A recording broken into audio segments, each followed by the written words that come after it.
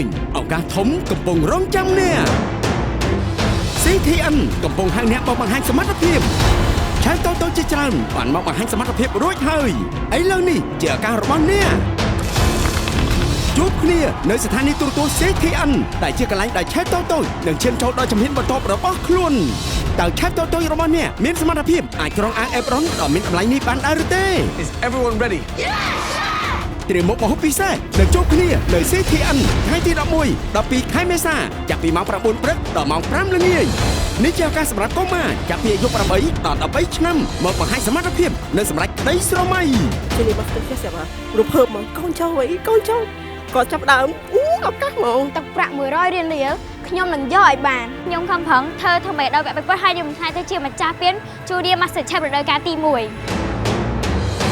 ឱកាសកាន់តែតិចហើយកុំឲ្យឱកាសនេះរំលងផុន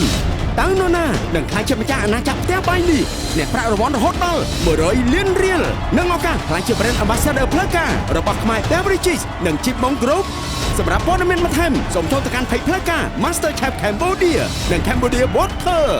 Junior Master Chef Cambodia រដូវកាលទី1ដីស្រមៃធំចាប់ផ្ដើមពីដៃតូចនាំមកជូននៅក្តីស្រមៃដ៏រំភើបនេះដោយក្រុមហ៊ុនខ្មែរ Beverages ខ្ញុំគឺកម្ពុជាហើយខ្ញុំគឺទឹកពិសាកម្ពុជា ធនាគារជីបម៉ុងដៃគូគង់វង្សយូរអង្វែងដ៏មានទំនុកចិត្តបំផុត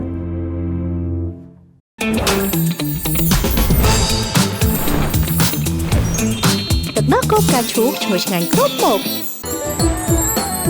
អបអរឆ្នាំថ្មីពី CBN ស្វាគមន៍ពិសេស